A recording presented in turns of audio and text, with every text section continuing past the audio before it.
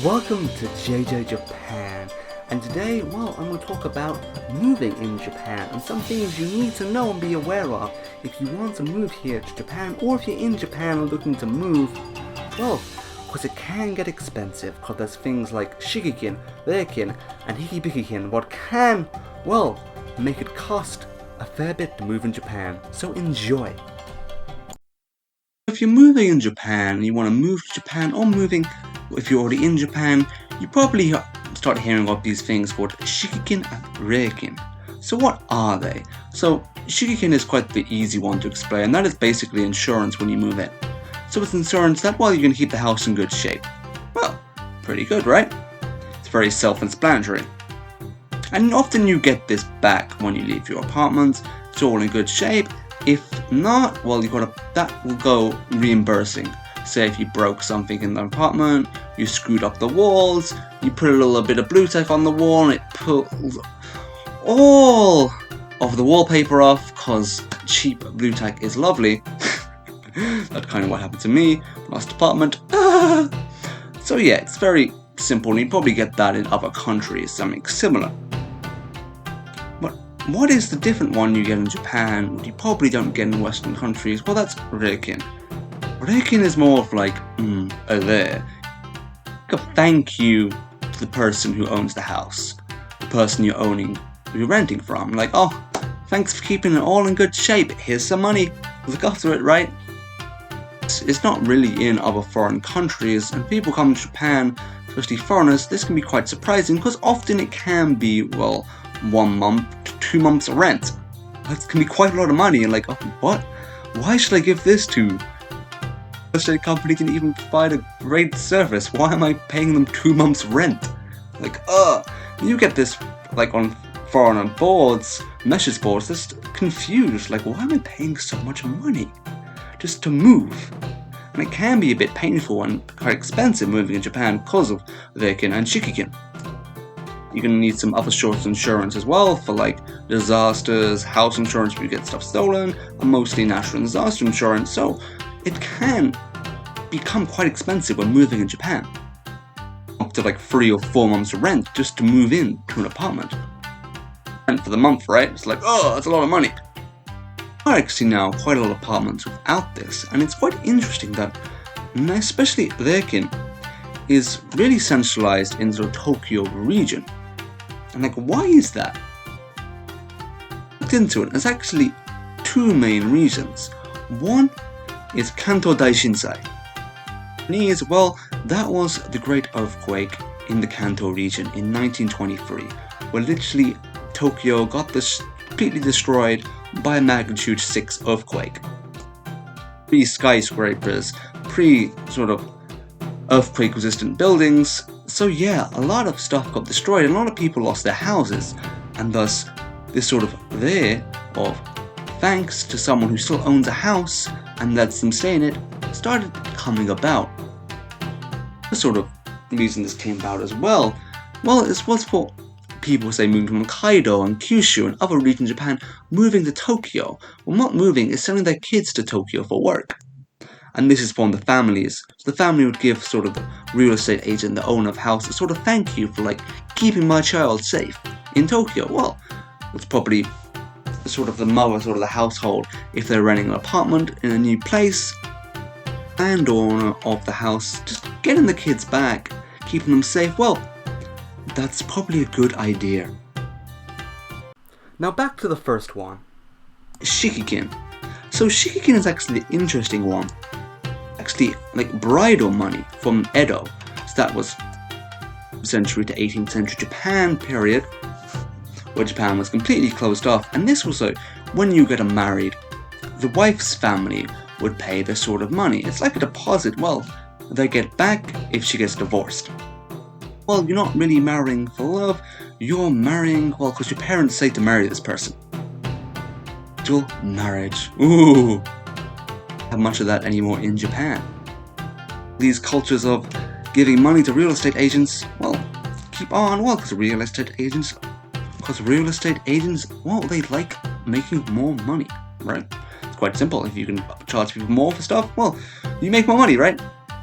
I want to just think, can we actually get around these sort of Reikin and Shikikin. And quite often, if you look on some of the Japanese websites for looking at houses, you can find apartments without these. But it's supposed to a little bit be warned to not go for these apartments, well, because they're not normally in the best areas, and they're most likely sort of student apartments, sort of a little bit run down, not properly taken care of. And you can kind of notice that the houses with the highest, especially Reikin, are in the normally more popular areas, the more, well, better places to live. Because they can easily put it up, because they know people can live there regardless of how high this Reikin is. Well, now you may be thinking, like, is there somewhere I can move to have less, especially Reikin? And one of the most people think, well, if I don't move in Tokyo, it'd be much lower, right? How about Kansai, like Osaka and Kyoto? Well, actually, looking at the average from last year, Kansai region, especially Osaka, was actually higher than the capital of Tokyo. Tokyo being about 0.8 months rent, and you have it in Kansai on average being about 1.09. It's a bit like, whoa, Tokyo should be the place more expensive. And it probably still is, because the rent in Tokyo is normally like twice as much as you get an apartment in, say, Osaka. And I was just comparing apartments when I was moving around. I was like, whoa, if I paid the same amount I'm paying now and lived in Tokyo, I'd be literally living in a box with no bathroom, sink and a toilet. I'm like, whoa. Cities, man cities. Tip for living in Japan right there is, if you want to live cheap in Japan, well, try and avoid Tokyo, because normally it can be quite expensive. Before I forget it, there's actually one more sort of money you have to be aware of paying when moving in Japan. And this is not actually, you don't get too much in the Kanto region. For Tokyo, this is Shikibiki. This translates to non-refutable restoration fee when moving out of the property. And you might think like, whoa, I'm already paying this Shikikin, what's an insurance, why have I got to pay something else? So it's like, yep, there's more insurance. And this is sort of the one, like, if you break anything in the property, like anything at all, and especially in the Kanto region, like Osaka, anything damaged, this is what you will not get back. Even we got Shikikin, you'll get a bit of that back, and that probably will reimburse this. This, if anything is gone, well, anything damaged slightly, because you know how real estate agents are, and they will find a bit of dirt on the floor, and they're like, well, that's different. You've got to pay this back, so most likely you're going to lose this money, either or not. Well, it sucks. And that's, again, normally about 1 month's rent. What else is a bit painful. And looking into this, really in central Japan, so you have Kansai, Osaka, and Kyoto areas, but it doesn't seem to be too much in Kyoto as much in Osaka, and also in Tokai, what's Aichi-ken, Shizuoka-ken, Gifu-ken, and what is the other ken? Yep, Mie-ken. But you see this hardly at all in, say, Kyushu and more southern Japan, like Shikoku. So, if you want to move cheaply in Japan and don't get stupidly charged when you leave, well, maybe going to southern Japan could be a good idea. Now for the news in Japan. Ooh, Nihon news. どんなニュースがあるか. And today is the 17th of June, 2021. And what is the corona condition like in Japan right now? And we can see it's going down. What's great, and today we have in Tokyo, it's gone down from yesterday, what was about 500 to about 452, and hopefully be less throughout the rest of Japan. So it's pretty good. So what actual news do we have? Well, that's the map from yesterday. Well, we're getting about 1,700 cases. It's going down. It's good, but it's still over the country, so it's like, So, actual news, what's good? So, one good thing is the vaccination in Japan is kicking up its pace, and people who have one vaccination has actually got to quite a large amount. So that's 20 million people? What's pretty good. And 20 million go to Japanese population. we'll just do some maths.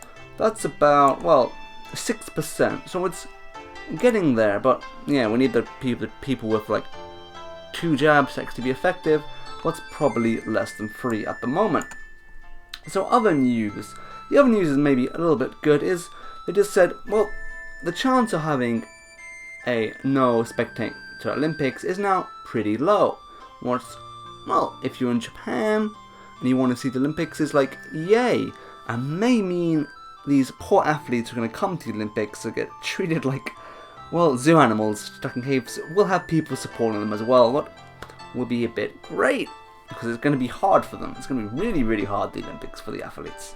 So other good news, not to do with Corona and the Olympics, well, today we have some. That is Japan's Subarashi satellite mission, Hayabusa 2. And so Hayabusa 2, if you do not know, well, Japan sent a satellite to, like, microplanets, micrometeorites. Yeah, mini planets, Showakusei, and basically to take some samples and bring them home. And they recently did that, and it launched, yeah, it was, when did it arrive back? It was last year sometime, in December, then down in Australia, and they're just doing the research on the samples, and it turns out, well, there's some life forms in the water. Yes, they went to an asteroid, took some samples back, and found, well, it seems to be some sort of a life form. Will be interesting stuff coming soon. And if you don't know what, well, Hayabusa 2 was, and you're looking now, well, it's this guy. Yeah, there you go, it's a cool picture. If you look on the YouTube one of it, sucking up of the big square asteroid it went to. And this is the second one, because they did one before, and the second one has come back much more successful. What's good news? Yeah, so it's good news, at least some good news coming from Japan. What's not Corona, Olympics, pandemic, and Corona scares. So yeah, I hope you enjoyed this little news section.